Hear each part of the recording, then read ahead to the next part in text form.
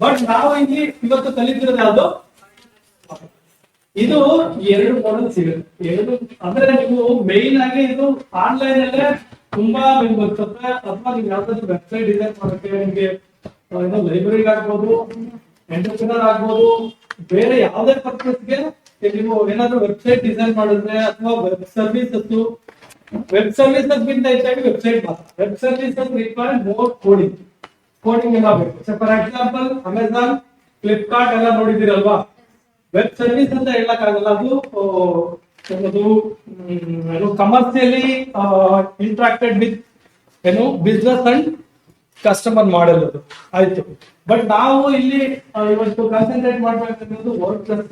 ಈ content ಏನಿರ್ಬೇಕು, content management system ನಮ್ಗೆ ಏನಿರ್ಬೇಕಂದ್ರೆ, coding ನಮ್ಗೆ ತುಂಬಾ ಗೊತ್ತಿಲ್ಲ ಆದ್ರೆ ಏನಾದ್ರು ಸ್ವಲ್ಪ ಕಂಟೆಂಟ್ ನ ಡಿಸೈನ್ ಮಾಡ್ಬೇಕು, ವೆಬ್ಸೈಟ್ ಡಿಸೈನ್ ಮಾಡ್ಬೇಕು. ವೆಬ್ಸೈಟ್ ಡಿಸೈನ್ ಮಾಡೋಕೆ ರಿಕ್ವೈರ್ಮೆಂಟ್ ಏನಿದೆ, ಬೇಸಿಕ್ ಆಗಿ HTML ಬೇಕಾ?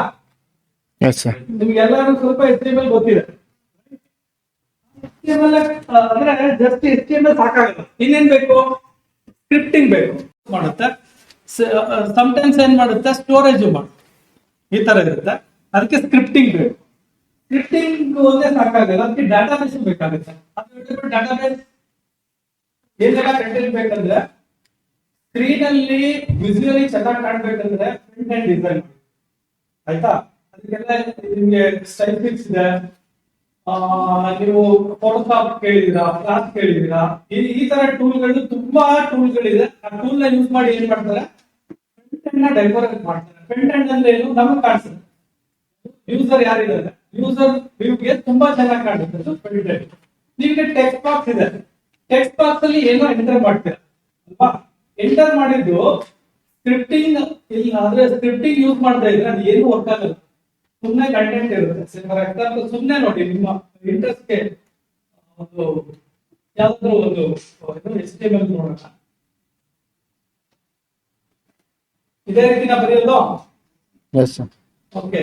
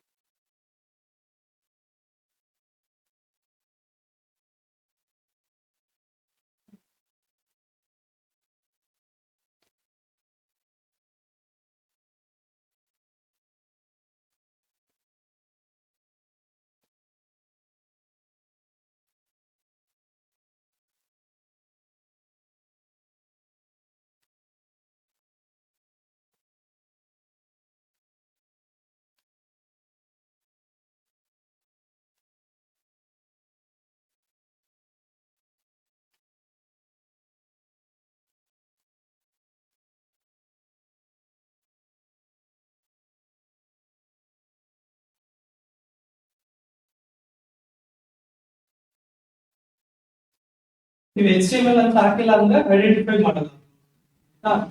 ಇಲ್ಲಿ ನಾನು ಫೋಲ್ಡರ್ ಕ್ರಿಯೇಟ್ ಮಾಡಿದೆ, ಯಾವುದು ವೆಬ್ ಅಂತ. ಅದ್ರ ಒಳಗಡೆ ಒಂದು ವೆಬ್ ಪೇಜ್ ಇದೆ, ಟೆಕ್ಸ್ಟ್ ಅಂತ.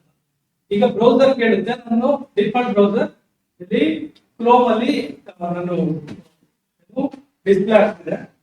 ಫಾರ್ ಎಕ್ಸಾಂಪಲ್ ನಾನು ನೇಮ್ ನ ಎಂಟರ್ ಮಾಡ್ತೀನಿ ಅಲ್ವಾ. ಈ ನೇಮ್ ಎಂಟರ್ ಮಾಡಿದ್ದು ಏನಾಗ್ಬೇಕು, ಸೇವ್ ಆಗ್ಬೇಕು. ಸೇವ್ ಮಾಡ್ಬೇಕಂದ್ರೆ ಏನು, ಅಗೇನ್ ನಾನು ಕೋಡಿಂಗ್ ಬರೀತೀನಿ. ಆಯ್ತು,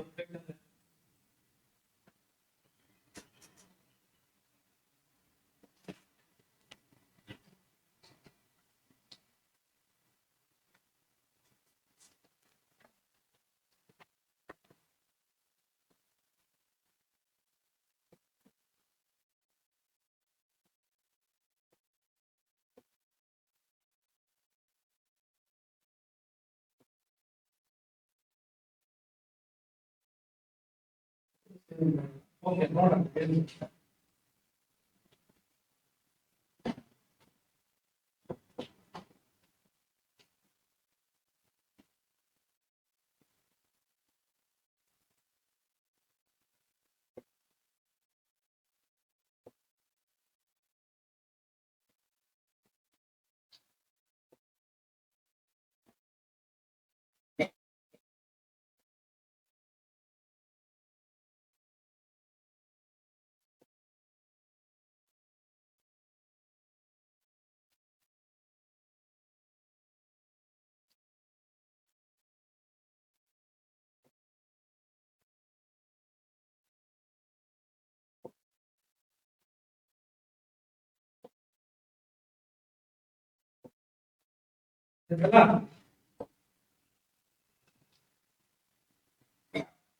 ಸೇವ್ ಆಗ್ತಿದ್ಯಾ?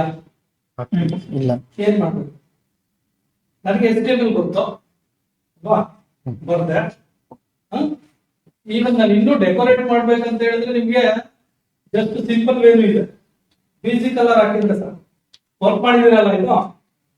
ಬಿಸಿ colour is equal to hexadecimal space ಮಾಡ್ಬೋದು. 4 ಡಿಜಿಟ್ ಇರುತ್ತೆ.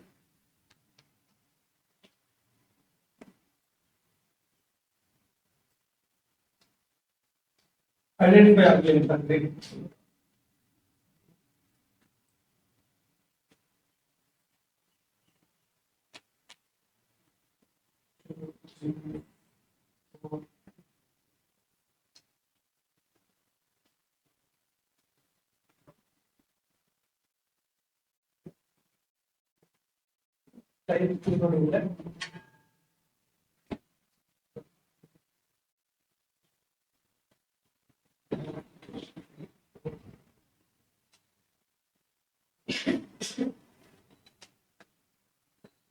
ಯಾವ್ದೋ ಒಂದು ಕಲರ್ ಕಾಂಬಿನೇಷನ್ಸ್ ಯಾವ್ದು ಇರುತ್ತೆ ಅಂತ ನೀವು ಡೆಕೋರೇಟ್ ಮಾಡ್ಬೇಕಾದ್ರು ಏನ್ ಬೇಕಾದ್ರೂ ಡೆಕೋರೇಟ್ ಮಾಡ್ಕೋಬಹುದು.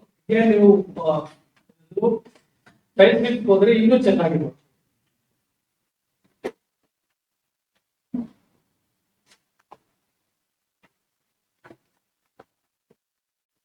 ಅಲ್ಲ, ಇದೇ ಕೋಡ್ನ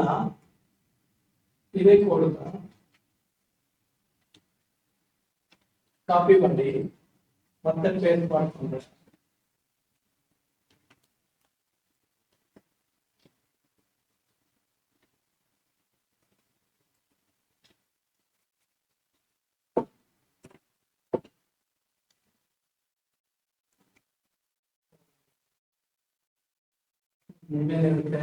ಮೊಬೈಲ್ ನಂಬರ್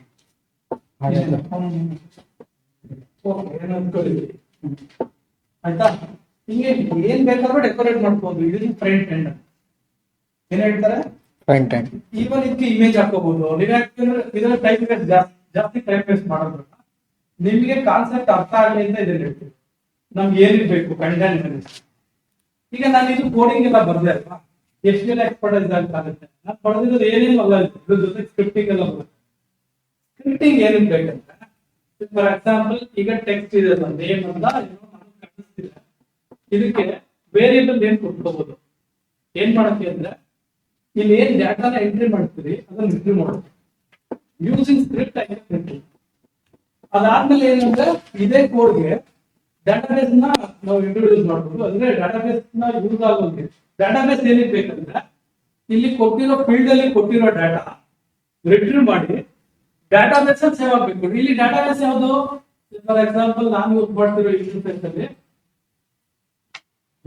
ನಿಮ್ಗೆ ಸಿಂಪಲ್ ವೇ ತೋರಿಸ್ಬೇಕಂದ್ರೆ ಇದು ಡಾಟಾಬೇಸ್. ಡಾಟಾಬೇಸ್ ಅಲ್ಲಿ ಹೆಂಗ್ ವರ್ಕ್ ಮಾಡ್ತಾರೆ, SQL ಲ್ಯಾಂಗ್ವೇಜ್ ಗೊತ್ತಿದ್ರೆ ನೀವು ಡಾಟಾಬೇಸ್ ವರ್ಕ್ ಮಾಡ್ಬೋದು. ಇಲ್ಲಿ ಕ್ರಿಯೇಟ್ ಡಾಟಾಬೇಸ್ ಈ ತರ SQL ಅಲ್ಲಿ ನೀವು ಕಲ್ತ್ರೆ ತುಂಬಾ ಇದೆ, ತುಂಬಾ ಇದೆ. ಇದ್ರ ಆಲ್ರೆಡಿ ಇರೋ ಡಾಟಾಬೇಸ್ ನಾನು ಕ್ರಿಯೇಟ್ ಮಾಡಿ ಟೆಸ್ಟ್ ಅಂತ ಕ್ರಿಯೇಟ್ ಮಾಡಿದ್ದೆ. ಅದರಲ್ಲಿ ಇದು ಟೇಬಲ್ಸ್ ಇಲ್ಲ ಅಂದ್ರೆ ಟೇಬಲ್ ಕ್ರಿಯೇಟ್ ಮಾಡಿದ್ರೆ ಆಗುತ್ತೆ. ನಿಮ್ಗೆ ಇವಾಗ ಏನೇನ್ ಬೇಕೋ ಒಂದು ಪ್ರಾಜೆಕ್ಟ್ ಮಾಡ್ಬೇಕಂದ್ರೆ ನಿಮ್ಗೆ ಸ್ಕ್ರಿಪ್ಟಿಂಗ್ ಗೊತ್ತಿರ್ಬೇಕು, ಫ್ರಂಟ್ ಎಂಡ್ ಹೆಂಗೆ ಡಿಸೈನ್ ಮಾಡ್ಬೇಕು, ಇಷ್ಟೊಂದೆಲ್ಲ ಕಲಿಬೇಕಂದ್ರೆ ಆಕ್ಚುಲಿ ನೀವು ತುಂಬಾ ಕಡಿಮೆ ಟೈಮಲ್ಲಿ ಆಗ್ತದೆ ಅಲ್ವಾ. ಸೊ ಏನಕ್ಕೆ ಇಂಟ್ರೊಡ್ಯೂಸ್ ಮಾಡಿರೋದು ಕಂಟೆಂಟ್ ಮ್ಯಾನೇಜ್ಮೆಂಟ್ ಅಂದ್ರೆ ಇದಕ್ಕೆ. ಇದು ಯಾವುದು ರಿಸ್ಕೇ ಬೇಡ. ನೀವು ಏನ್ ಮಾಡ್ಬೋದು, ಡಿಸೈನ್ ಮಾಡ್ಬೋದು. ಏನನ್ನ, ವೆಬ್ಸೈಟ್ ನ ಯಾವ ತರ, using content management system. Close ಮಾಡ್ಬಿಟ್ಟೆ. ಇದು ಆಮೇಲೆ ಬರೋಣ. ಈ ನಿಮ್ ಟಾಪಿಕ್ ಎಲ್ಲಿಂದ ಸ್ಟಾರ್ಟ್ ಆಗುತ್ತೆ, ಇದು ನಿಮಗೆ ಬೇಕಿರೋ ಒಂದು ಬ್ಯಾಕ್ಗ್ರೌಂಡ್. ಯಾಕೆ ಕಂಟೆಂಟ್ ಮ್ಯಾನೇಜ್ಮೆಂಟ್ ಬಂದಿದ್ದೀವಿ ಅಂತ ಹೇಳೋಕೆ ಬ್ಯಾಕ್ಗ್ರೌಂಡ್ ಇದು.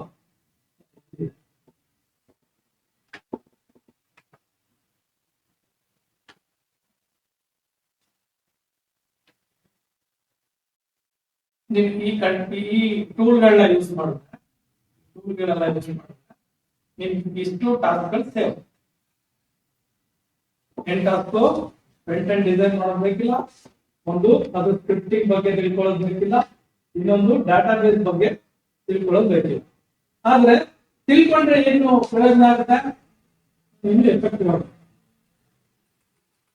ಗೊತ್ತಿಲ್ಲ ನನ್ಗೆ ಇವತ್ತು ಇನ್ನೊಂದು ವಾರ ಬಿಟ್ಕೊಂಡು ಕಲಿತೀನಿ ಅಥವಾ ಇನ್ನೊಂದು ತಿಂಗಳು ಬಿಟ್ಕೊಂಡು ಕಲಿತೀನಿ. ನನಗೆ ಇಂಟ್ರೆಸ್ಟ್ ಬರ್ಬೇಕು ಬೇಕಿದ್ರೆ, ನಮ್ಗೆ ಯಾವ ಇಂಟ್ರೆಸ್ಟ್ ಬರುತ್ತೆ ಕಂಟೆಂಟ್ ಬೇಕಿದ್ರೆ. ಬೇಕಿಲ್ಲ ಅಂದ್ರೆ ಎಷ್ಟು ಹೇಳಿದ್ರು ಕೇಳಲ್ಲ, ಯಾರು ಕೇಳಲ್ಲ. ಆಯ್ತಾ? ಈ ಟೂಲ್ಗಳನ್ನ ಯೂಸ್ ಮಾಡಿ ಏನ್ ಮಾಡ್ಬೋದು, ನನಗೆ ಅಂದ್ರೆ ಕೋಡಿಂಗು ಗೊತ್ತಿಲ್ಲದೆ ಇದ್ರು ನಾನು ಕಲಿಬಹುದು. ಅದಕ್ಕೆ ನೀವು ಈಗ ಏನ್ ಮಾಡ್ಬೇಕು, ಫಸ್ಟ್ ಸ್ಟೆಪ್ಸ್ ನಿಮ್ಗೆ ನೋಡಿ ಇಲ್ಲಿ ಇಂಟ್ರೊಡಕ್ಷನ್ ಹೇಳಿದ್ದಾರೆ. ಇಂಟ್ರೊಡಕ್ಷನ್ಸ್ ಹೇಳಿದ್ದಾರೆ ಇಲ್ಲಿ. ಅದಾದ್ಮೇಲೆ ಏನ್ ಹೇಳಿದ್ದಾರೆ, ಇದನ್ನು ಆಲ್ಮೋಸ್ಟ್ ಸಿಮಿಲರ್ ಇನ್ಸ್ಟಾಲ್ ಮಾಡೋದು ಹೆಂಗೆ ಅಂತ ಹೇಳ್ತಾರೆ. ನೆಕ್ಸ್ಟ್ ಆಯ್ತಾ, ಈ ಪ್ರೋಸೆಸ್ ಅಲ್ಲಿ ಇನ್ಸ್ಟಾಲ್ ಹೇಳ್ತಾರೆ. ಇದು ಕಂಟೆಂಟ್ ಏನೇನು ಅಂತ ಹೇಳ್ತಾರೆ, ಟೂಲ್ ಅಲ್ಲಿ ಏನೇನಾಗುತ್ತೆ, ಹಿಸ್ಟ್ರಿ ಇದೆ, ತುಂಬಾ ಹಿಸ್ಟ್ರಿ ಇದೆ, ಓದ್ಬೇಕು. ಫಸ್ಟ್ ನಾವು ಪ್ರಾಕ್ಟಿಕಲ್ ಓದ್ಕಿಂತ ಮುಂಚೆ ಥಿಯರಿ ಯಾವ ತರ ಎಕ್ಸ್ಪ್ಲೈನ್ ಮಾಡ್ತಾರೆ ಆ ತರ ಮಾಡಿದ್ದಾರೆ. ನೆಕ್ಸ್ಟ್ ಮಾಡ್ಯೂಲ್ ಏನಿದೆ, ಲಾಸ್ಟ್ ಮಾಡ್ಯೂಲ್ ಅದರಲ್ಲಿ ಪ್ಲಗಿನ್ಸ್ ಅಂತ. ಪ್ಲಗಿನ್ಸ್ ಅಂದ್ರೆ ಏನ್ ಗೊತ್ತಾ, ಸಾಫ್ಟ್ವೇರ್ ನ ಯಾವ ಡಿಸೈನ್ ಮಾಡಿದ್ರು. ಈ ವರ್ಡ್ಪ್ರೆಸ್ ಏನಿದೆ ಅದಕ್ಕೆ ಆಡ್ ಮಾಡ್ಕೋಬಹುದು. ನಿಮ್ಗೆ ಜಸ್ಟ್ ಅದ್ರ ಬಗ್ಗೆ ಐಡಿಯಾ ಕೊಡ್ತೀನಿ. ಪ್ಲಗಿನ್ಸ್ ಅಂದ್ರೆ ಏನಂತ ನೀವು ಅರ್ಥ ಮಾಡ್ಕೋಬಹುದು.